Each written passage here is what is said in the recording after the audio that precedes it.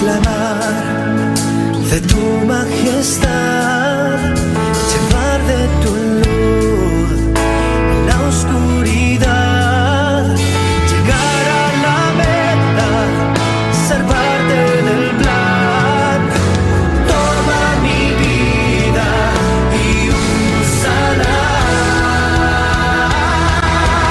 Hoy es tiempo de cambiar. Es tiempo de cambiar. Tu amor al mundo. Ya no puedo esperar. Te quiero alabar. Mi vida hoy yo te la entrego.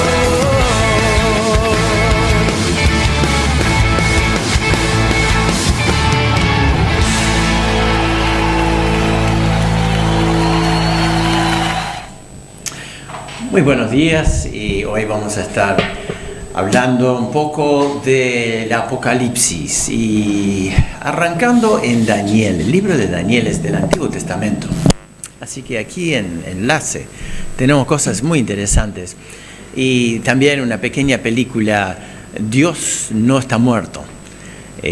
Ahí se confunde un poco el título de esa película, de si Dios está muerto o si no está, y es la gran incógnita, y vamos a estar viendo eso también. Pero ¿sabían que en Apocalipsis aparece la palabra trono 46 veces?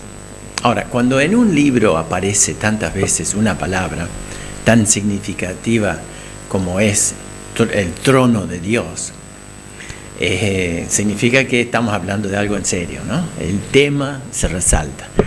Y lo mismo sucede en el libro de Daniel, escrito 600 y pico de años, o diría 500 y pico de años antes de Cristo.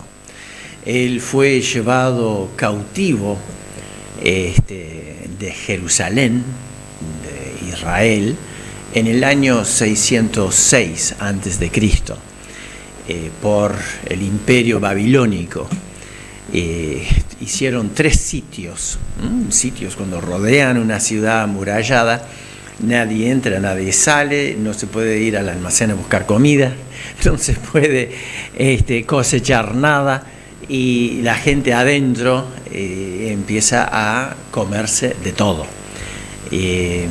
Bueno, después de ese primer sitio, Nabucodonosor se lleva de los mejores, lleva los príncipes jóvenes, o sea, los de la casa real, lleva los mejores artesanos, los mejores guerreros, lleva más o menos 10.000 personas.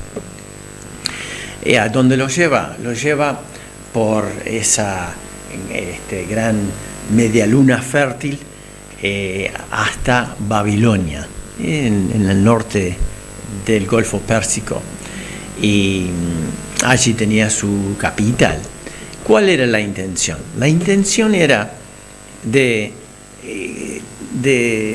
que estos muchachos perdieran su identidad como hebreos y que llegaran a ser útiles en este nuevo imperio, este imperio que se iba extendiendo. En vez de matarlos así directamente, como muchas veces en una guerra se hacía, este rey Nabucodonosor tenía ideas más estratégicas.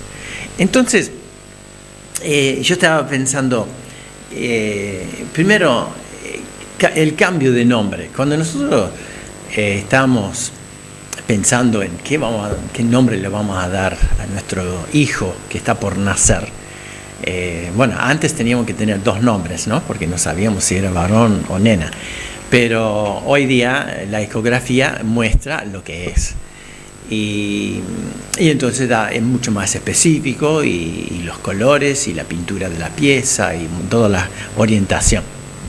Pero dejando eso aparte, acá tenemos Daniel. ¿Qué significaría Daniel? ¿Qué significa mi nombre, Roberto? ¿No? ¿A quién le interesa? Bueno, a ellos les interesaba. Y Daniel significaba, Dios es mi juez. Dios es mi juez. Y también está la idea de la justicia de Dios. Él tenía 3 amigos, Sadrach, Mesach y Abednego. Y nosotros conocemos esos nombres antes de los nombres reales, los primeros nombres puestos por los padres. Y justamente Sadrach antes se llamaba Ananías. Acuérdense que estos eran muchachos así de 10, muchachos de medalla de oro, eran de los mejores en todo sentido, súper inteligentes, listos y ya preparados dentro de la vida de palacio y de lo que es el manejo del reino. Ananías significa gracia, misericordia y don de Dios, ¿no? Ahora, yo me acuerdo cuando yo era niño, jugando así en torno a mi casa, vivíamos en un barrio así, con dúplex y bueno, era muy divertido. Y bueno, mi madre tiene una voz muy fuerte. Entonces, desde la puerta de la casa, ella llamaría Roberto y nos llamaba por nombre. Y nosotros desde la otra cuadra ya estábamos escuchando. Bueno, es hora de comer, hora de ir a descansar, lo que sea. Entonces, ustedes pueden imaginar cuando la mamá de Daniel le decía, Dios es mi juez. Bueno, qué compromiso, ¿no? Se le venía a la mente toda la responsabilidad de ser un hijo correcto. Ananías, gracia, misericordia, don de Dios. Mesach era Misael. Y en vez de Misael, que significa ¿quién es igual a Dios? ¿No? Interesante poner un nombre así. ¿Quién es igual a Dios? Fíjense las experiencias que estaban viviendo las familias para pensar en poner nombres así. ¿Quién es igual? Seguramente ante las aflicciones y los problemas de la vida, ellos podían tener esa confianza y fe firme de que Dios estaba de su lado. ¿Quién es igual a Dios? Y entonces, en este nuevo reino de los caldeos, cambian ese nombre tan significativo a la sombra de un príncipe. Qué triste, ¿no? La sombra ni es lo real, porque una sombra es algo muerto que sigue a la persona, ¿no? Es un reflejo, es una cosa que camina por el piso mientras nosotros caminamos. Entonces, este muchacho, ¿quién es igual a Dios en todo ese poder? La sombra de un príncipe. Y Abednego, antes se llamaba Azarías, que significa el Señor es mi ayuda. El Señor es mi ayuda. Qué lindo nombre, ¿no? Cuando estamos en problemas, pensamos, Roberto, el Señor es mi ayuda. Y ese es el significado de ese nombre, que fue cambiado a el siervo del ídolo Nebo. Siervo de un ídolo. Y el cristiano es contra. Su ADN no permite el ídolo. La imagen es contrario a todo lo que dice la Escritura. No podemos desviar nuestra confianza de un pleno descanso en el Dios omnipotente, invisible, pero presente, a un objeto. Los objetos son condenados vez tras vez tras vez por la palabra de Dios. Entonces, el ídolo en la vida de un cristiano no va. Y entonces cambiaron de el Señor es mi ayuda al siervo de un ídolo Sin. Y Sin era un desierto, Sin era una fortaleza en Egipto, Fin sin también de un ídolo. Así que de tener nombres gloriosos y exaltados, pasaban a tener nombres de siervos bajo la tutela de dioses paganos. ¿Saben que nosotros vivimos en una sociedad que quiere cambiar nuestra identidad? Tu identidad. Y lo hace de muchas maneras, sutiles y otras veces a través de leyes. Quiere cambiar nuestra identidad. El cristiano tiene una identidad que no se borra. El que acepta a Cristo y es hijo de Dios, entonces es como estos 4 muchachos, Daniel y sus 3 amigos. Habían muchos otros. Los otros sí, no se mencionan. No se mencionan. De esos 10.000 no se menciona ninguno. Seguramente hubieron. Pero estos, Dios los bendijo. ¿Y sabe por qué? ¿Te acordás que dijimos de que la palabra trono está 46 veces en Apocalipsis? Bueno, el trono de Dios estaba en el corazón de Daniel. Leemos varias cosas. Daniel propuso en su corazón no contaminarse. ¿Sí? Esa primera frase, que incluye un montón de cosas, hasta comidas sacrificadas a los ídolos, está diciendo, Daniel propuso en su corazón no contaminarse. Y todo esto de los nombres está escrito aquí en el primer capítulo del libro de Daniel. Y puso Dios a Daniel en gracia, ¿no? Ante toda la gente que estaba sobre Daniel tratando de darle una nueva forma, Dios le puso en gracia. Era un tipo bien inteligente y bien decidido, clarito de cabeza, que tomaba buenas decisiones y planteaba ciertas cosas para que no estuviera incluido en donde se trataba de cambiar su identidad. Y dice aquí que al final del tiempo, de primer prueba, delante del mismo rey Nabucodonosor, quien habló con ellos, no fueron hallados entre todos ellos otros como Daniel, Ananías, Misael y Azarías.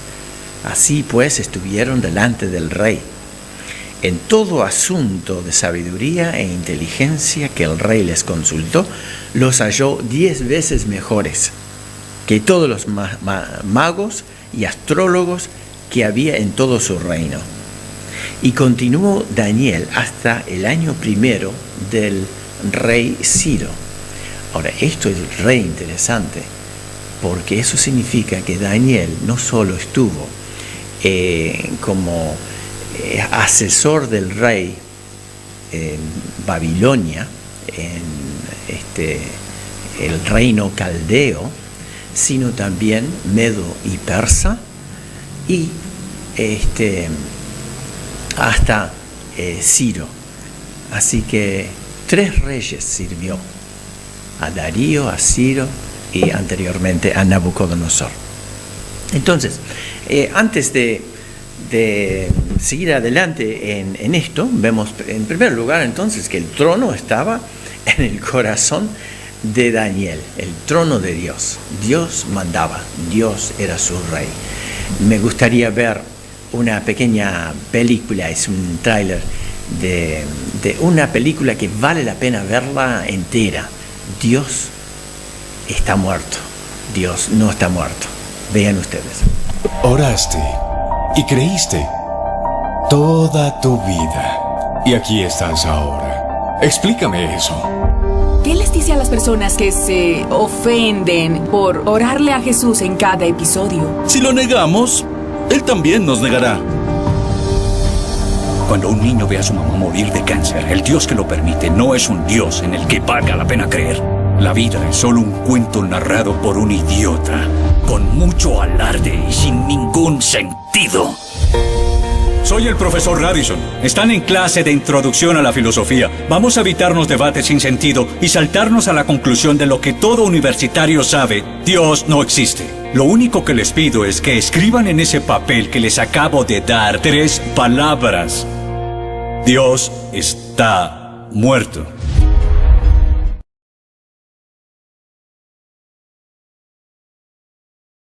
Señor Quinton, ¿hay algún problema? No puedo hacer lo que me pide, soy cristiano. Si no puedes admitir que Dios está muerto, entonces vas a tener que defender la antítesis.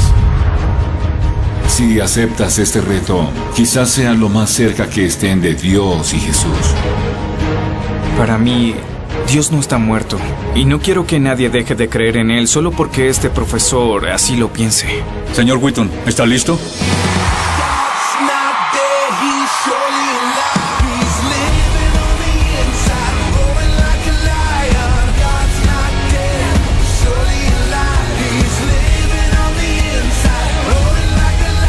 La ciencia avala su existencia, conoce la verdad. Esta es una pregunta simple, profesor.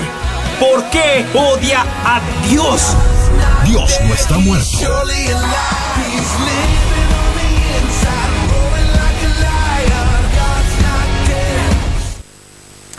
Muy bien, entonces hay para pensar y hay para ver esta película impresionante y fuerte. Dios no está muerto. El trono de Dios en el corazón de Daniel, en el corazón de sus 3 amigos. Las experiencias que leemos en este libro, y desde ya te estoy invitando a leer en tu Biblia la historia de Daniel. Y entonces, ahora, el trono de Dios en los gobiernos humanos. Wow, ¿dónde estamos? ¿Dónde está Dios como para meterse en nuestras elecciones y nuestras cosas? Bueno, dice acá en capítulo 2 y versículo 31, dice: una noche que Nabucodonosor, rey absoluto del imperio que gobernaba todo el mundo de aquel entonces, de los años 605 a 539, cuando reinó él.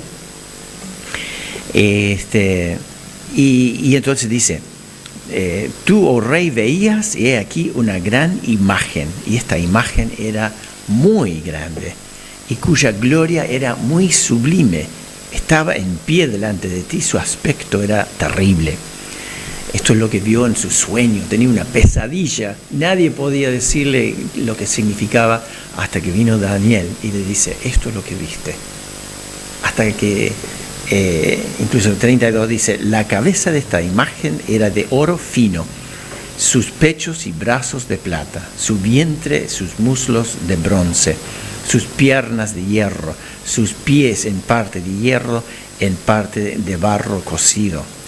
Estabas mirando hasta que una piedra fue cortada, no con mano, e hirió a la imagen en sus pies, de hierro y de barro cocido, y los desmenuzó.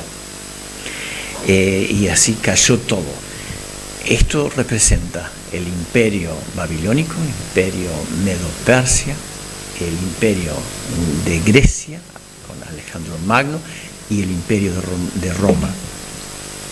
Entonces dice así, que la piedra hirió a la imagen y fue hecha un gran monte que llenó toda la tierra. Después dice: y en los días de estos reyes el Dios del cielo levantará un reino que no será jamás destruido. Su iglesia, el reino de Dios. Ni será el reino dejado a otro pueblo. Desmenuzará y consumirá a todos estos reinos, pero Él permanecerá para siempre. Y de la manera que viste que del monte fue cortada una piedra, no con mano, la cual desmenuzó el hierro, el bronce, el barro, la plata y el oro, el gran Dios ha mostrado al rey lo que ha de acontecer en lo porvenir. Y el sueño verdadero y fiel su interpretación. Entonces el rey Nabucodonosor se postró sobre su rostro, se humilló delante de Daniel, etc. Esto lo pueden leer, muy interesante, en Daniel capítulo 2. El gobierno de Dios por encima del gobierno del hombre. Después hay en capítulo 3, el rey quiere agrandarse, se acuerda de esa imagen impresionante y se hace una estatua enorme de oro y manda que todos, cuando se toque la música, se arrodillen y adoren a su imagen. Claro, él era como rey de reyes, no había alguien mayor en todo el mundo que él. Entonces, resulta que Mesac, Sadrach y Abednego, estos muchachos con corazón todavía con el viejo nombre, que estuvimos viendo, ¿no? ¿Quién es igual a Dios? Gracia, misericordia, don de Dios. El Señor es mi ayuda. Entonces el rey los llama para adentro porque no se habían postrado. Y le da una nueva oportunidad. Fíjense lo que le dice. No es necesario que te respondamos sobre este asunto. He aquí nuestro Dios a quien servimos puede librarnos del horno de fuego, porque les amenazó con tirarlos ahí donde se hacían ladrillos, al horno. Y de tu mano, oh rey, nos librará. Y si no, sepas, oh rey, que no serviremos a tus dioses, ni tampoco adoraremos la estatua que has levantado. Entonces Nabucodonosor se llenó de ira, hizo calentar el horno 7 veces más. Los hombres que los tiraron adentro se quemaron todos. Estos, dice, varones fueron atados con manos, etc. El fuego mató a los que los habían alzado. Cayeron atados dentro del horno de fuego ardiendo, y de repente el rey reacciona, se espanta, dice acá, se levantó apresuradamente y dijo a los de su consejo: ¿no echaron 3 varones atados dentro del fuego? Ellos respondieron al rey: es verdad, oh rey. He aquí yo veo 4 varones sueltos que se pasean en medio del fuego sin sufrir ningún daño. El aspecto del cuarto es semejante al Hijo de los dioses. En otras palabras, estaba refiriéndose a Jesús mismo. Estaba presente con ellos, cuidando de ellos. Y esto es algo impresionante, donde la idolatría del hombre que se siente capaz en sí mismo, humanismo puro, sin reconocer que tenemos que inclinarnos ante el Dios verdadero. Finalmente, en capítulo 4, digo finalmente porque se nos va la hora y esto es muy interesante y hay mucho para leer, pero estamos picoteando. En capítulo 4, versículo 25, Nabucodonosor había tenido un sueño y de un árbol enorme que es cortado. Entonces Daniel, el único que podía enseñarle el significado, hacía profecías. O sea, estos eran visiones proféticas de lo que iba a suceder a lo largo de la historia de estos imperios. Algo que se predijeron 200 años antes y cientos de años antes, y todo se cumplía.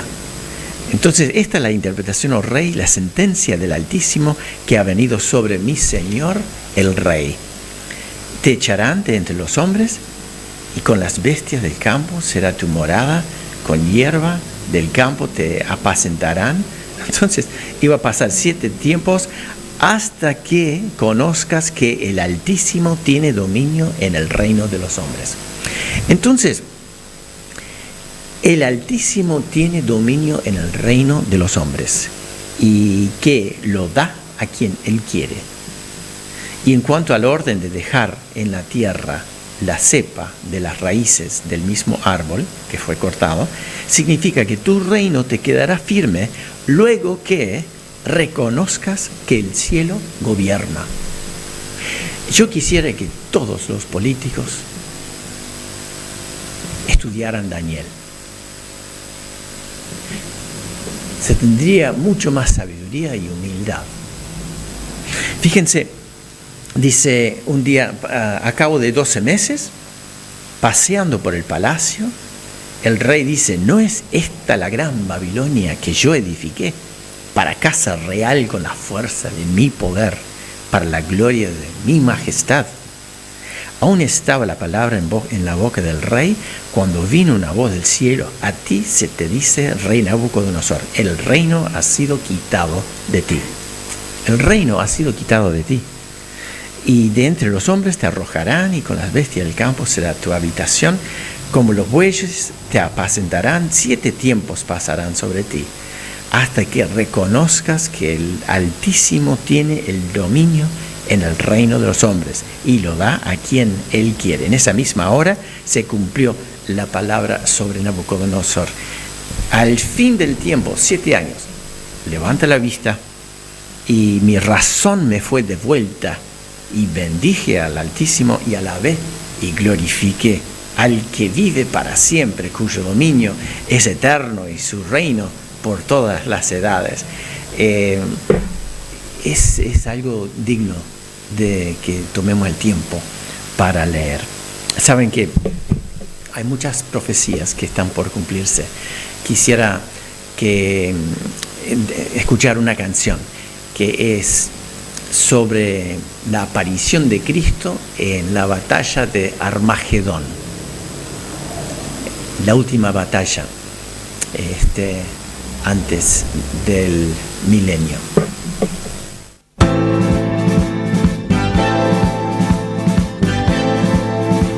Entonces vi los cielos abiertos y aquí un caballo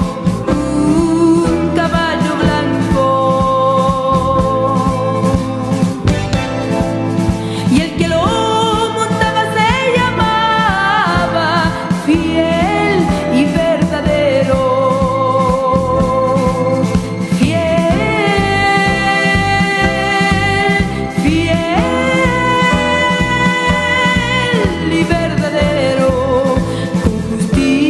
Juzga y pelea con justicia.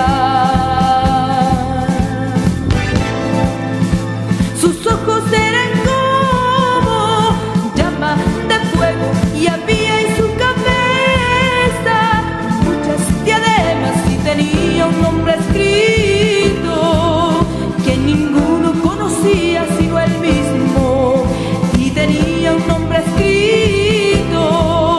que ninguno conocía sino él mismo.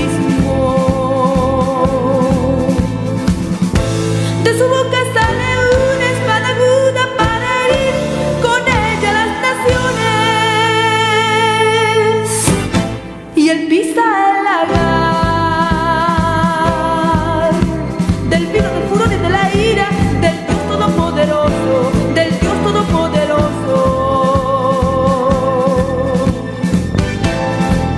Y en su muslo y en su vestidura tiene este nombre escrito: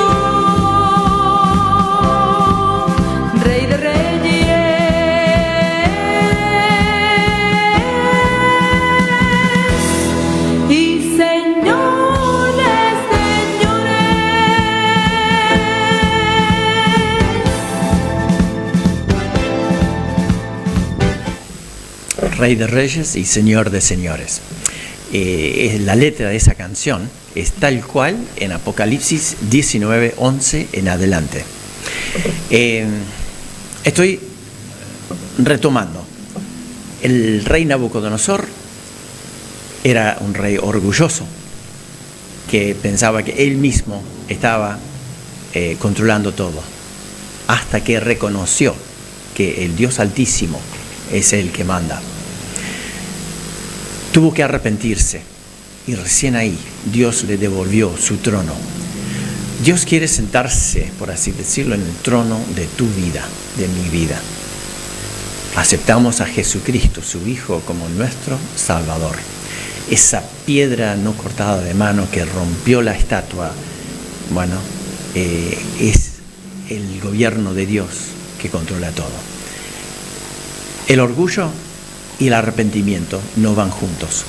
Imposible, si eres persona orgullosa, de conocer correctamente la palabra arrepentimiento.